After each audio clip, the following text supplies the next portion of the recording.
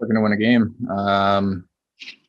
Yeah, I mean, it's been a while since we've had some fans, so I think it'll be exciting. But I mean, it's another opportunity for us to obviously close out this series, and we have to have a much better process and a much better start than we did last night if we want to do that. This shocked everyone. Auston Matthews just sent a strong warning toward the Canadiens, and he did it right before the rivalry game that both sides are watching closely. What he said, and when he said it, instantly raised the heat around this matchup.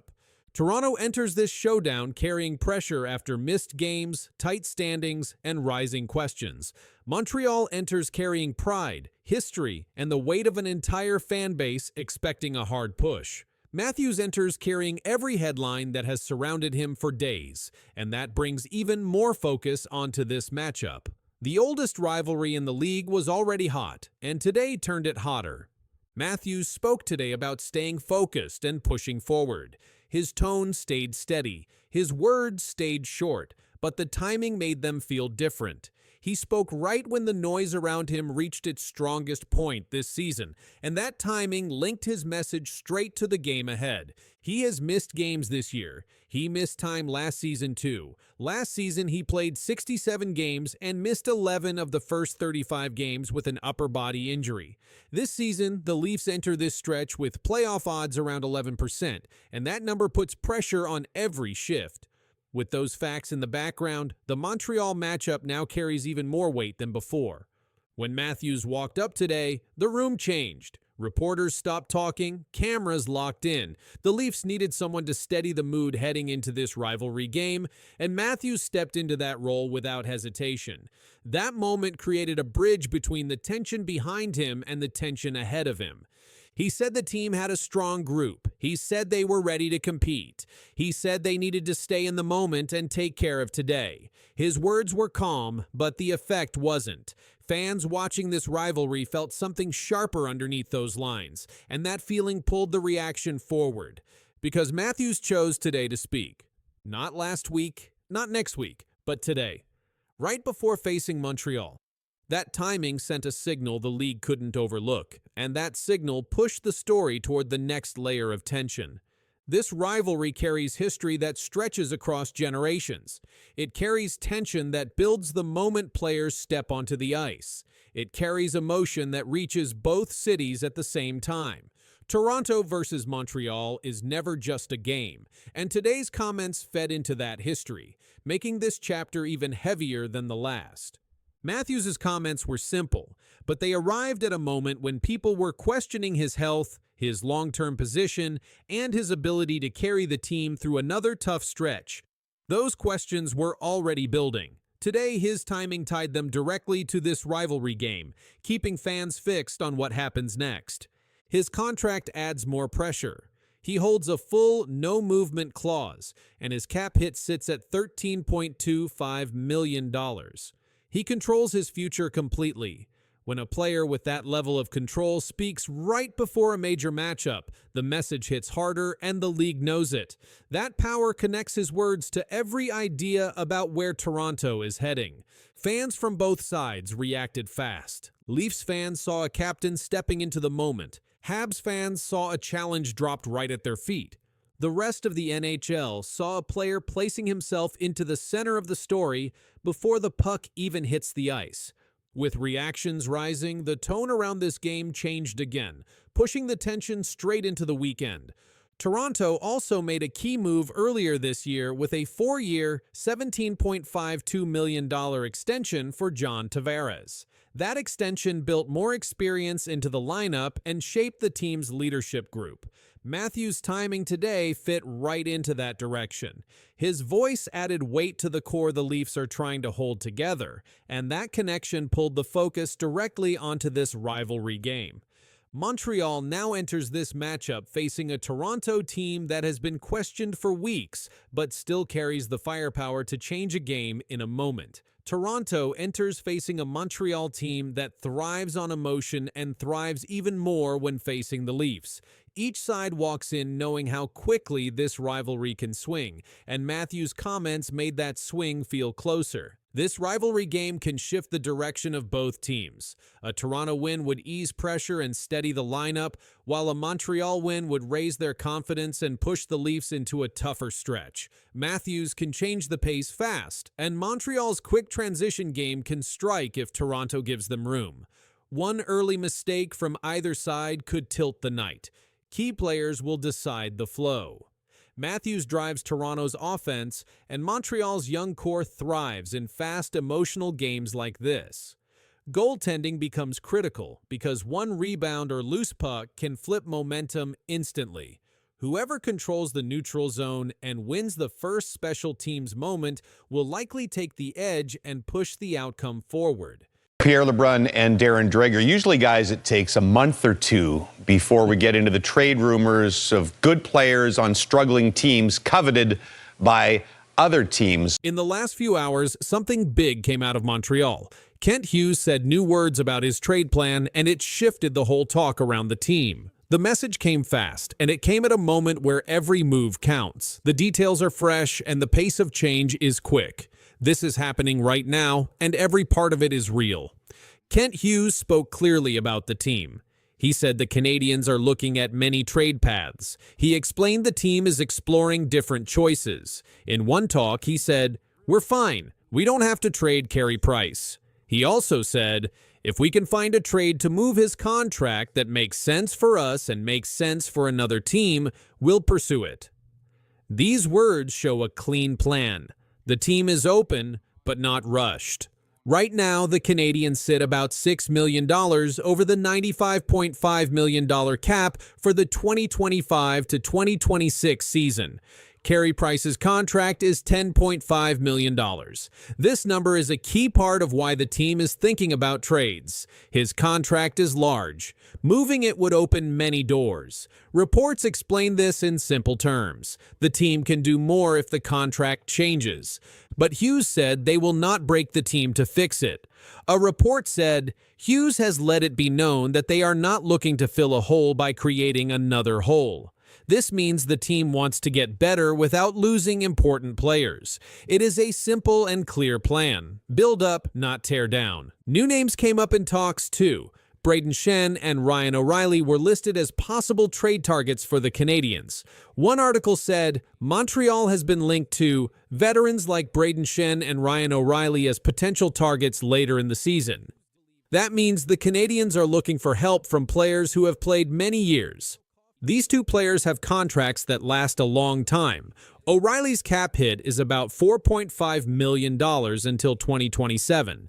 Schenn's cap hit is about $6.5 million until 2028. These numbers show a long plan, not a short one. Hughes is not looking for a one-month fix. He is looking for players who can help for years. Hughes also spoke about protecting the young core. He said the team wants to improve but not lose young players. Reports said the team is willing to make moves, but not if those moves damage the group they are building. This shows the team is thinking ahead. Hughes also said they are open to moving the Price contract but do not need to. He explained that nothing must happen fast. He said they will look at every choice. He said, "I wouldn't ever just expect anything to happen, but we'll continue to explore ways to create cap flexibility." These words show a slow and steady plan. The new season has already begun. Younger players are now playing more minutes. The front office is watching how the roster reacts. The team is watching every position to see where help is needed most. This is part of Phase 2 of the plan. Hughes repeated his main point again. "We're fine. We don't have to trade Carey Price." This statement shows strength in talks. It means they are not forced. Other teams know that Montreal is not stuck. At the same time, reports said Montreal could be ready to add another big name before the March trade deadline. That means the team is open to a big move. This adds weight to what Hughes said. Another report wrote that other teams do not want to give the Canadiens a strong return just for taking Price's contract. That adds a layer to the talks. It means the deal must work for both sides. So the plan has three parts. 1. Open cap space. 2. Add veteran help. 3. Keep the young core in place. Hughes has spoken in a way that supports all 3 goals. Another article said, the Canadiens are in a holding pattern at the moment, but that doesn't mean the team will sit idly by. That means they are watching, but also ready. They are waiting for the right chance. The news showed that Hughes did not reveal a huge trade, but he did reveal the plan behind the trades. This is a shift. It gives everyone a clear picture of what the Canadiens may do. Fans and reports have pointed out that the Canadiens want veterans who can help now while the younger players get stronger. That is why Schenn and O'Reilly appeared in talks. They both have long careers and bring clear skills. This kind of move would fit the lineup. It gives the team experience and stability. And the contract details show a long-term fit, not a short-term one. At the same time, keeping the price contract is not a problem. It gives the team more options. Hughes said they do not need to move it. But if a good trade appears, they could. This gives the team the ability to choose. This all comes down to the shape of the plan. The Canadiens are watching the market. They know their assets. They know what they want and what they do not want to give up. They want to add players without breaking the roster. Over the next months, several signs will show what comes next. A trade for a veteran can happen. The price contract can be moved or kept, and the team can use draft picks if the deal fits the plan. Hughes said his new words at a time when the roster is shifting. He showed that the direction is steady. He said that the team is exploring, looking, and staying ready. The Canadiens' trade path is now open. The moves can happen at any time. That seems to me to be something that takes some experience usually, to be able to take in what you see and deliver it to your hands and feet. I mean, I think for some players it would take more time.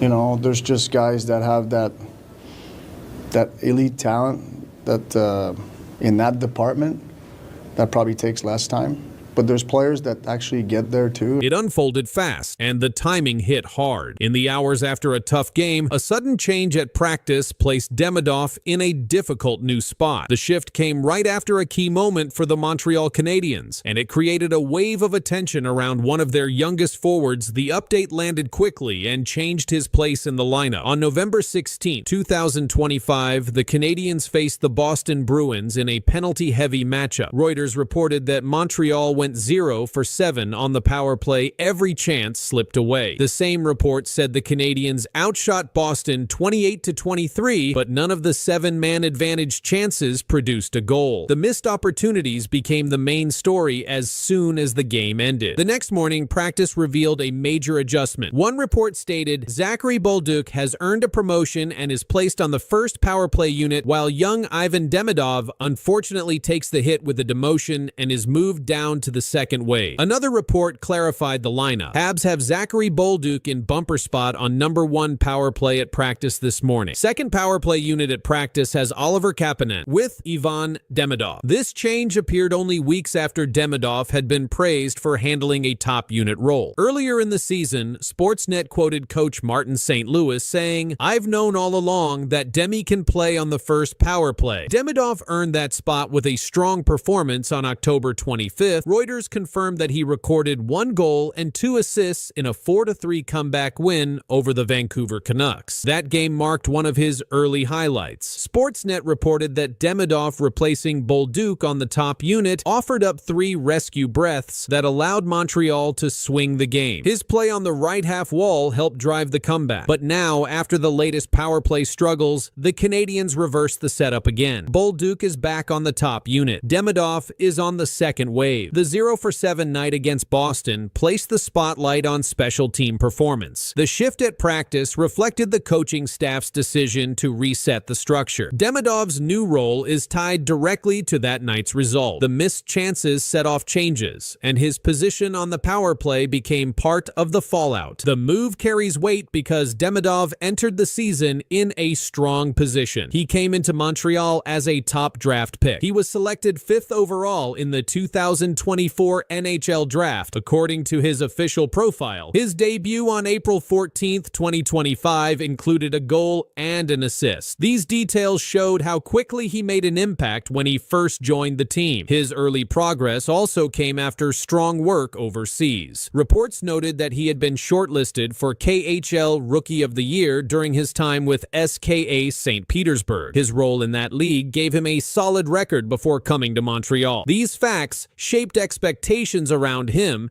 as he entered his first full NHL season. Reports repeated the same lines. Zachary Bolduc has earned a promotion, and Ivan Demidov moved down to the second wave. The phrasing made the change direct. It confirmed how the Canadiens wanted to reorganize their special teams after the Boston game. Now the spotlight is on how Demidov adjusts. His ice time on the second wave will be watched closely. The Canadiens rely on structure and production from their power play groups. A move down a unit shifts a player's chances to impact scoring play. In tight games, that change shapes touches, puck movement, and overall role. The date of the shift also matters. The Boston game took place on November 16, 2025, and the lineup update surfaced the next morning. The events happened fast, and the timing linked Demidov's demotion directly to the night the Canadiens missed all 7 power play tries. For now, the facts stay clear. The Canadiens ran into a major power play problem. The next day, they changed their units. Ivan Demidov was moved off the top group and placed on the second wave. His new spot marks a notable turn in his early NHL path.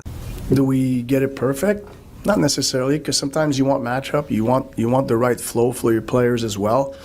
So sometimes you're caught in between and you try to make a quick decision on the spot, and you're going to make mistakes at times. Something unexpected happened inside the Montreal Canadiens locker room this week. The players had just finished a hard game, but the real drama began after the final whistle. Cameras were still on, reporters were ready, and then everything changed in seconds. The date was November 7th, 2025, and what followed left everyone in the building silent.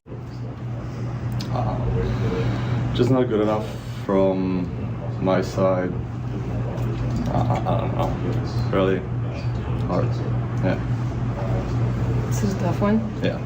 The Canadiens had just finished a 6-2 victory when goalie Jacob Dobes surprised everyone by cutting short his media interview. According to journalist Elias Edmondson, Dobes had enough at one point and abruptly ended his post-game interviews himself. The statement was confirmed by multiple reporters who were inside the room. Moments after he left the podium, teammates moved toward him. One player said, "We didn't lose because of him." That single comment echoed through the room and showed the team's reaction in real time. Head coach Martin St. Louis later explained what happened. He told media, "We'll talk to Dobes. He's played really well for us." His calm tone followed a tense evening that showed the emotional side of a long season. The timing of the scene matched growing debate around how the Canadiens are using their young stars. Rookie Ivan Demidov and forward Zach Bolduc continue to post points, yet their minutes stay limited. In a game earlier that week, Demidov scored the tying goal against Ottawa with 2 minutes 23 seconds left in regulation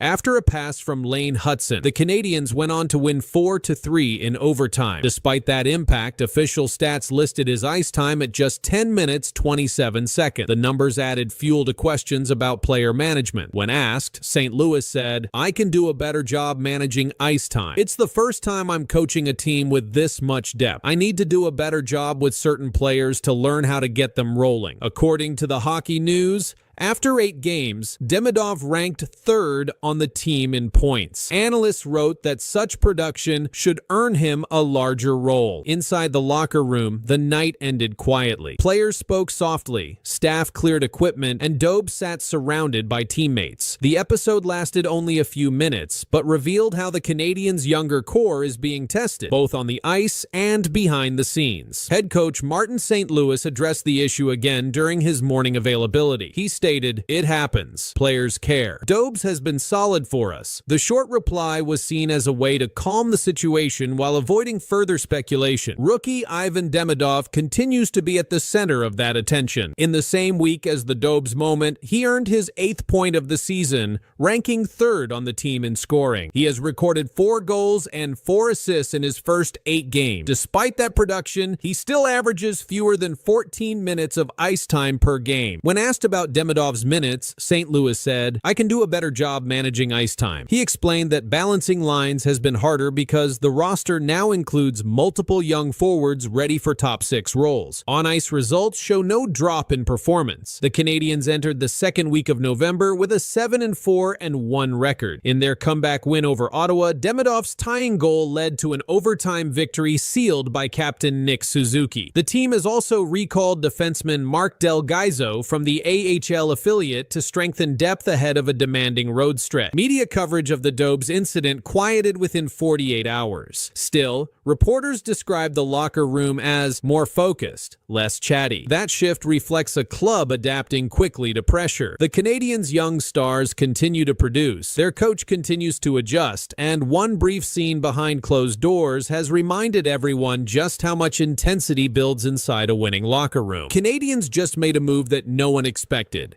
Their goalie rotation is not just a strategy anymore. It's a full-on shakeup. A rookie just stepped over the veteran, and it's changing how the team plays.